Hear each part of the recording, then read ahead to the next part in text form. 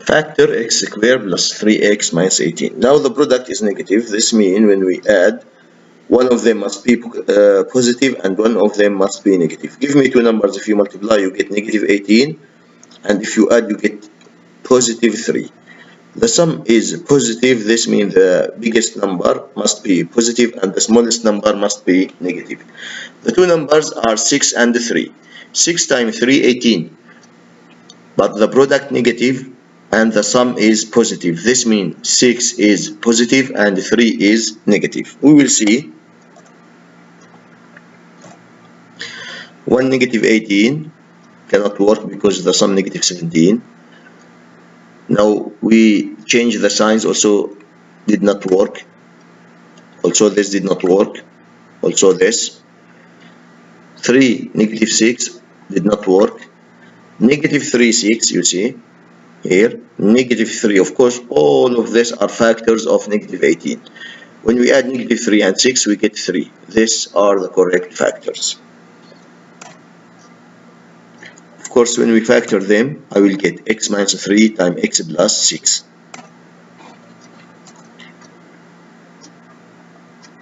Now, I get two numbers. If I multiply, we will get negative 20, and if we add, we get negative 1. The two numbers will be negative 5 and 4, because negative 5 times 4, negative 20. Negative 5 plus 4, negative 1. The same, he gave me all the factors. Which one is correct? You see this one, 4 and negative 5, because if you add them, you get negative 1.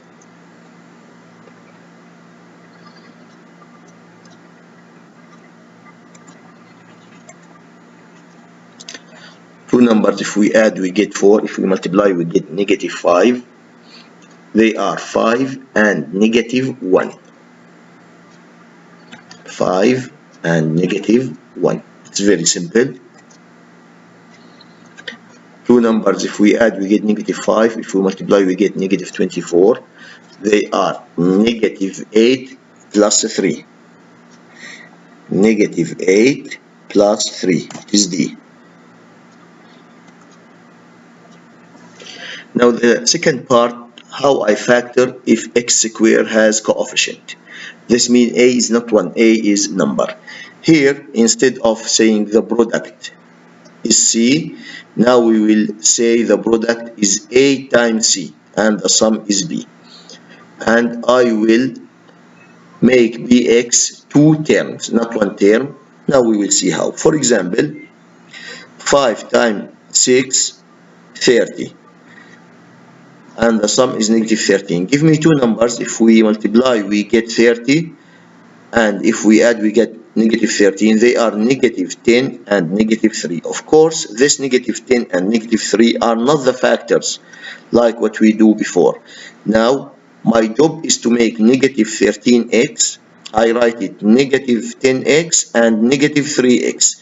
Instead of having 3 terms, I will have 4 terms. I write it like this. 5x squared minus 10x minus 3x plus 6. Now I make a group. I take the first two terms and take common factor, and the last two terms and take common factor.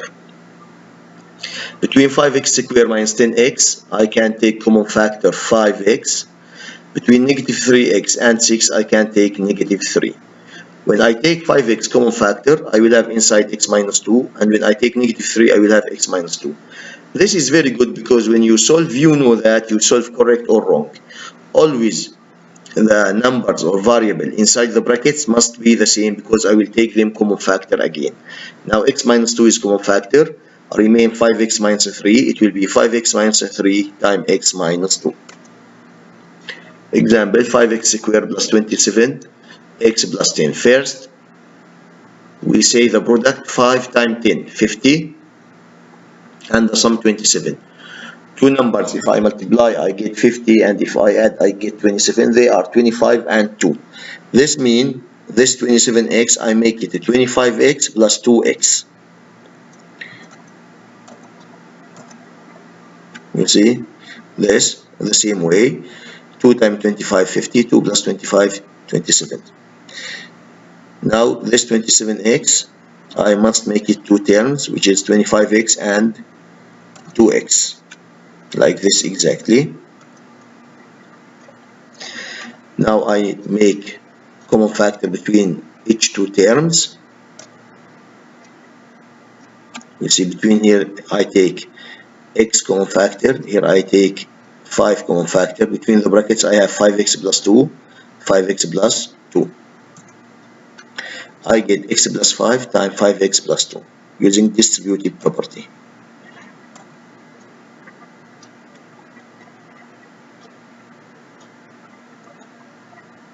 Factor 4x squared plus 24x plus 32.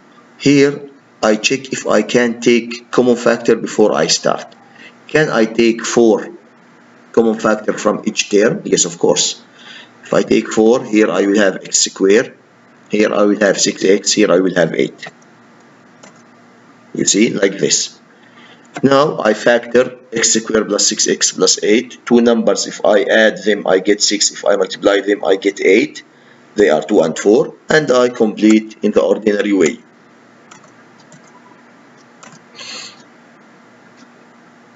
It will be like this. 4 times x plus 2 times x plus 4. Here, can I take 3 common factor? No, because 35 cannot divide it by 3. Here I multiply 3 times 35. It is 105. I want two numbers. If I multiply, I get 105. If I add, I get 26. I can make the table and get the two factors. The answer will be 3x plus 5 times x plus 7. Here I take two common factor. It becomes x squared plus 7x plus 10. Then I factor it.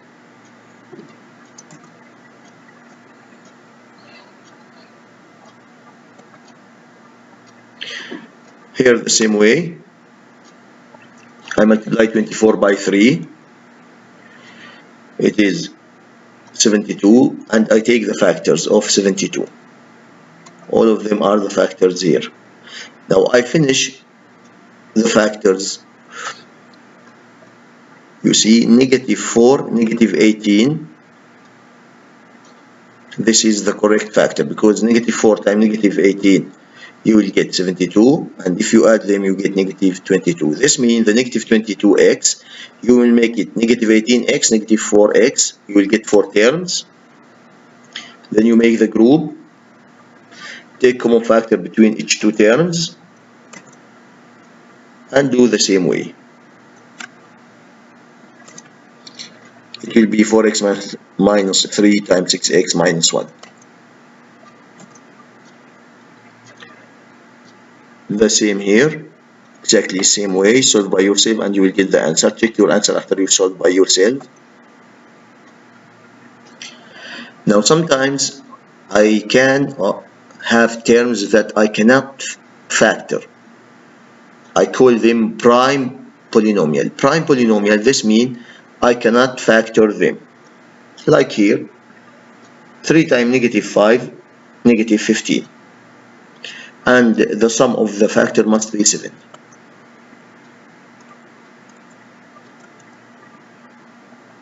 Like here, look. Negative 1 times 15, negative 15. Add them, you get 14. Here you get negative 14. Here you get 2, here you get negative 2. There is no 7 at all. Therefore, I cannot factor them. There are no factors whose sum is 7. Therefore, 3x squared plus 7x minus 5 cannot be factored using integers. Of course, I can solve it by many ways. I can solve by graph. I can solve by quadratic formula. I can solve by completing the square. All of this we will take, inshallah, during this year. But using integers, factor in this way, I cannot. Therefore, I call it prime polynomial. Like this, it is a prime. Like this, we finish. Thank you for listening.